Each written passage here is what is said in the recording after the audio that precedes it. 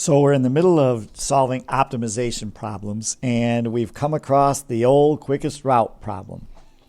This is a familiar style of problem for optimization, and these typically come about in different ways. You might be trying to find the cheapest way to move oil from a tanker to land, and in this case, you've got Jane, who is 2 miles offshore in a boat, and she wishes to reach a coastal village that's 6 miles down a straight shoreline from the point nearest the boat.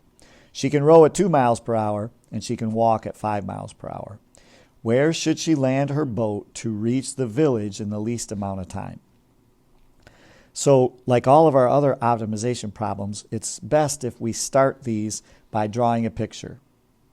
And in this case, I'm going to go all out with my picture. So let me start by drawing Jane in her boat out here in the water. And in my mind, she's on a little sailboat. So there's Jane. And there's water out here, right? And Jane's in the water. And eventually there's a shore. And we'll say this is a grassy shore instead of a sandy beach. And so here's the shore with the grass. And 6 miles down the shore from where she is, there's a village. So let's draw the village in down here. And my village is going to look like this, and we'll put a bunch of buildings in the village. All right, so this is the village. Okay. So we've got our picture. It does not look anything like a picture that's useful for us in terms of the mathematics of this problem. So we got to start introducing some of these measurements. So Jane is 2 miles offshore. What that means is we're going to draw a straight line that's perpendicular to the shore, and that measurement there is 2 miles.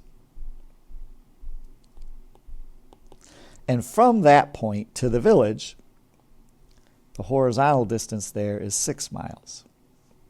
So that's this distance here. We'll put a little point there for the village. And what we want to know is, where should Jane land the boat? Somewhere between this right angle down here and the village down here. We're not sure where she's going to land, but we're trying to locate that spot. So I'm just going to slap down a spot for Jane to land the boat. And I'm going to call it that point, and I'm going to call this distance here X.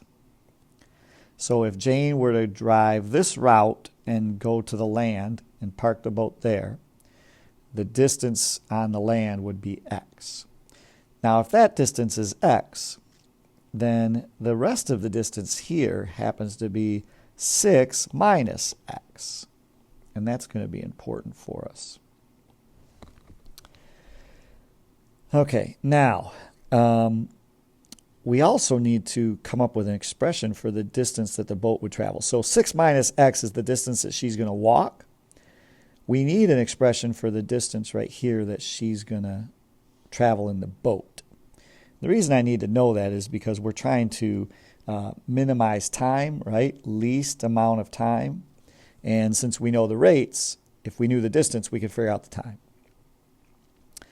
Let me clarify that statement that I just made. You probably remember from science class that distance equals rate times time. Well, we can solve this equation for time, and we can come up with T equals D divided by R.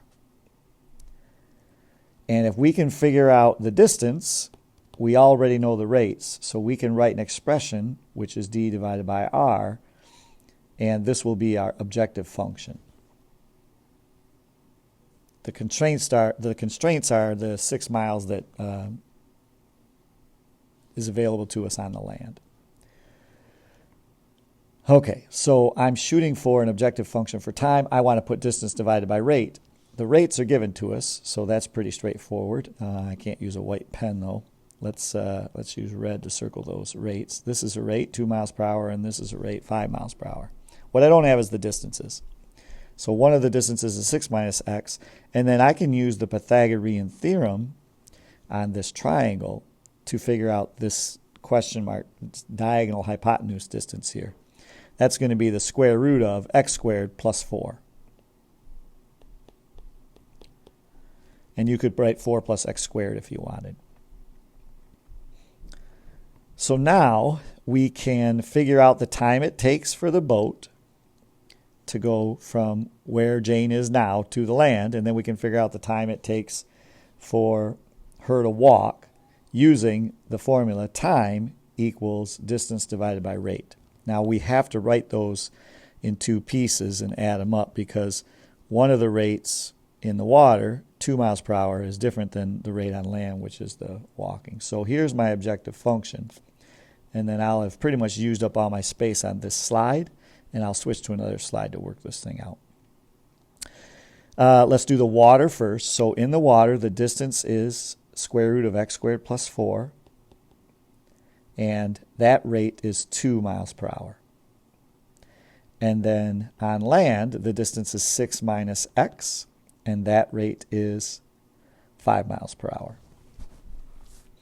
So this is our objective function that we will optimize, and it's in good shape because it only has one variable, x, right, on the right side. So that's the equation that we're going to work with as we do our optimization to locate our extreme values. I'll start that on a new slide. So here we have a blank slide to work on. And the objective function that we talked about was t equals the square root of x squared plus 4 over 2 plus 6 minus x over 2. And when we do our optimization, you know the next step is to take the derivative. I'm actually going to clean up this function just a little bit using some algebra just so it's a little easier to run through the derivative. So I'm going to write this first expression as 1/2 times x squared plus 4 to the 1/2. Because then I can use my general power rule along with the chain rule to find that derivative. I'll play the same game over here. I'll write 1/5 times 6 minus x. Okay, so let's do our derivative, t prime. T prime is going to be 1/4 times x squared plus 4 to the negative 1/2. And then by the chain rule, I got to multiply by 2x. So we'll clean that up in a minute. The derivative over here, if I distribute this 1/5 here, this is just 6/5. That's 0. And if I distribute it here, that's negative 1/5 x, so that's just 1/5. And then I recommend that you write this expression here in a format that's a little more usable. So what I'm going to do is, first of all, reduce the 4 and the 2 and make that a 1/2. That means that 2 would stay in the denominator, but the x is going to be in the numerator. And then this x squared plus 4 to the negative 1/2 also goes down to the denominator, and I'm going to write it with a radical. So this is our derivative, and then we need to find critical points. So that's places where this derivative is either equal to 0 or undefined. Now remember, our x has got to be between 0 and 6. Those are the only places that she can land on shore. So knowing that x is between 0 and 6, there's no way this denominator is going to equal 0.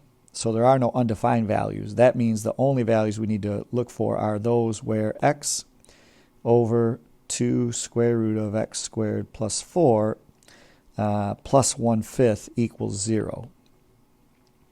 In other words, and I'm just going to squeeze this onto this slide before I move to the next one, I'm going to set x over 2 square root of x squared plus 4 equal to negative 1/5. And I'll continue this math on the next slide.